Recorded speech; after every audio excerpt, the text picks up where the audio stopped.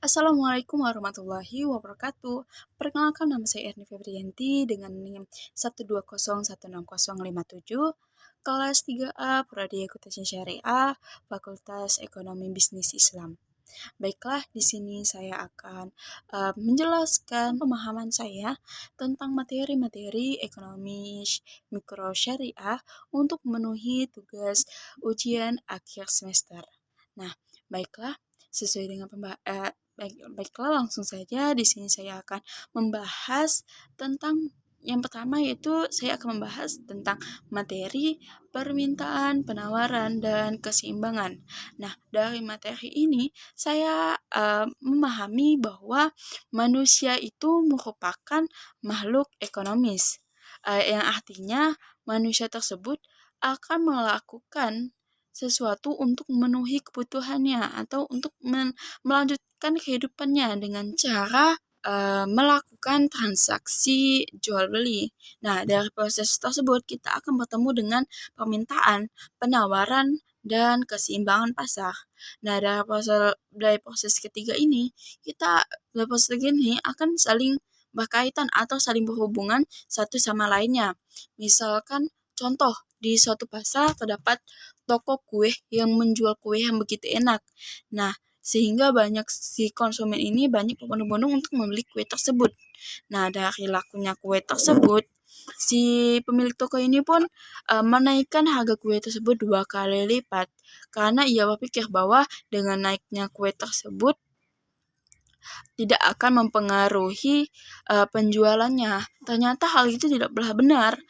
Dengan naiknya harga kue tersebut, si pembeli ini akan berpikir untuk membeli kue tersebut karena harganya yang begitu mahal.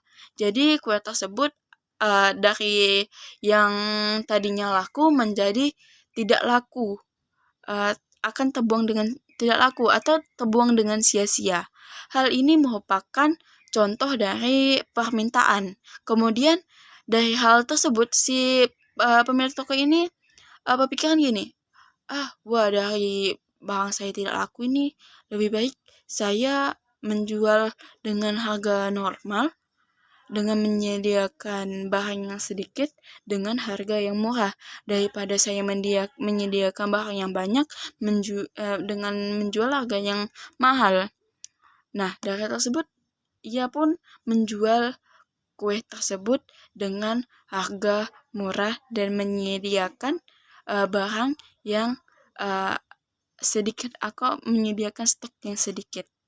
Dan hal tersebut berpengaruh kepada konsumen dan barang tersebut menjadi laku. Nah, hal ini merupakan contoh dari penawaran. Nah, dari contoh-contoh tersebut, kita dapat menyimpulkan bahwa permintaan dan penawaran ini merupakan saling berkaitan. Saling berkaitan. Dan bersifat saling berkebalikan satu sama lainnya. Sehingga keduanya harus mencapai titik keseimbangan pasar untuk menemukan harga yang cocok untuk konsumen. Selanjutnya kita akan membahas tentang materi elastisitas. Elastisitas ini kan merupakan tingkat perubahan atau kepekaan terhadap suatu gejala ekonomi terhadap gejala ekonomi yang lainnya. Kan elastisitas ini kan terbagi menjadi dua, yaitu elastisitas permintaan dan elastisitas penawaran. Elastisitas permintaan itu merupakan besarnya pengaruh persentase harga barang terhadap persentase barang yang diminta. Contohnya misalkan harga barang tersebut naik 10%, maka maka permintaan barang tersebut akan menurun. Kemudian elastisitas penawaran. Elastisitas penawaran ini merupakan besarnya perubahan persentase harga barang terhadap persentase barang yang akan ditawarkan. Nah, contohnya misalkan barang tersebut naik 10%, maka otomatis penawaran tersebut akan naik karena dengan harganya yang naik, maka akan menawarkan keuntungan yang begitu banyak. Begitu. Kita lanjut ke materi selanjutnya, yaitu tentang teori perilaku individu. Nah, perilaku individu itu adalah sebagai suatu fungsi dari interaksi antara individu dengan individu lainnya atau individu dengan lingkungannya. Dari perilaku individu itu sangat berbeda dengan yang lainnya. Dilihat dari sifatnya, perilaku manusia itu disebabkan karena kemampuan, kebutuhan, cara berpikir untuk menentukan pilihan perilaku berbeda sama satu dengan yang lainnya. Dari materi tersebut kita dapat menyimpulkan bahwa perilaku individu satu sangatlah berbeda dengan perilaku individu yang lainnya. Faktor yang mempengaruhi perkembangan individu itu adalah faktor internal. Dari faktor internal itu yaitu adalah faktor pembawaan, faktor keturunan. Faktor ini merupakan faktor penurunan sifat pada orang tua ataupun keluarga. Baiklah, materi selanjutnya kita akan membahas tentang teori produksi. Nah, teori produksi ini adalah pembahasan tentang produksi atau proses ekonomi.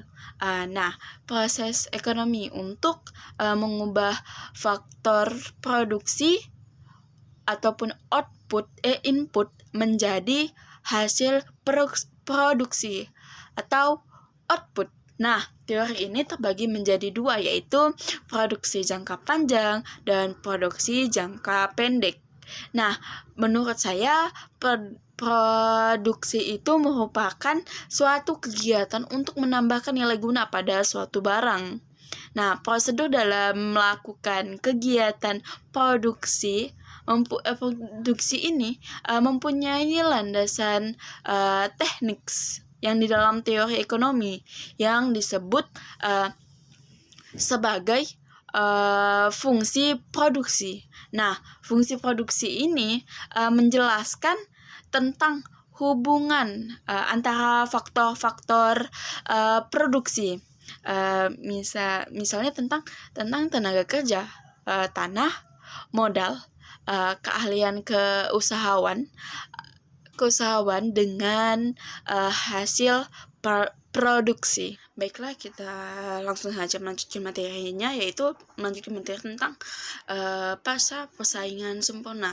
Nah, dari kata pasar itu kita dapat mengartikan bahwa pasar adalah tempat atau mekanisme bertemunya kepentingan konsumen di satu sisi dengan kepentingan produsen di sisi lain. Nah, pasar ini berfungsi sebagai sumber informasi bagi konsumen, produsen, bahkan juga untuk pemerintahan. Nah, pasar persaingan sempurna ini adalah suatu pasar di mana jumlah penjual dan pembeli sangat banyak, dan produsen atau barang yang ditawarkan atau yang dijual sejenis atau serupa. Nah, penjual dan dari pasar persaingan sempurna ini, penjual dan pembeli tidak dapat mempengaruhi harga, sehingga harga di pasar benar-benar merupakan hasil kesepakatan interaksi antara penawar dan pembeli. Nah, contohnya dari pasar persaingan sempurna ini adalah yaitu adalah pasar modal, pasar buah, pasar sayur, dan pasar beras. Baiklah, selanjutnya saya akan menjelaskan materi selanjutnya atau materi yang terakhir, yaitu adalah pasar persaingan monopolistik dan pasar oligopoli. Nah, pasar persaingan monopolistik adalah salah satu jenis struktur pasar, mulai dari kegiatan produksi, distribusi, ataupun unsur konsumsi, serta di dalamnya terdapat penjual dan pembeli. Nah, struktur dari pasar ini sama dengan pasar-pasar pada umumnya. Nah,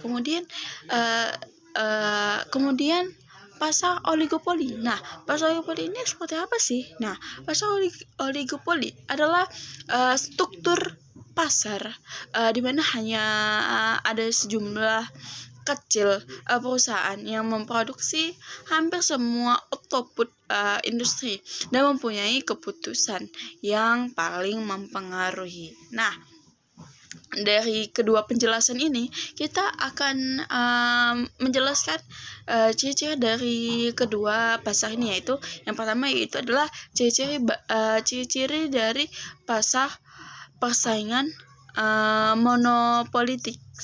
Nah, yang pertama itu adalah memiliki banyak penjual atau produsen yang berkecimpungan di pasar. Nah, kemudian yang kedua yaitu adalah barang yang bersifat berbeda corak. Nah, kemudian yang ketiga yaitu untuk menekankan persaingan, setiap penjual aktif melakukan produksi atau iklan.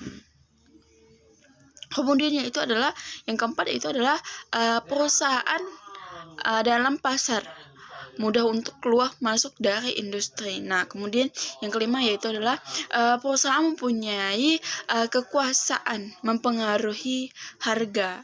Ciri pasar oligopolik yaitu adalah yang pertama adalah terdapat beberapa penjual atau produsen yang menguasai pasar. Yang kedua yaitu adalah barang yang diperjualbelikan dapat homogen dan dapat pula berbeda corak, seperti misalnya adalah air minum aqua. Nah, kemudian yang ketiga yaitu adalah adanya ketidaksempurnaan dan hambatan dalam memperoleh informasi mengenai produk. Kemudian yang keempat yaitu adalah kekuasaan menentukan harga pada kalanya lemah dan ada kalanya sangat tangguh. Nah, dari penjelasan ini kita dapat menyimpulkan bahwa produk merupakan orientasi manajemen yang menganggap konsumen akan lebih tertarik pada produk yang ditawarkan dengan mutu yang terbaik pada tingkat harga tertentu.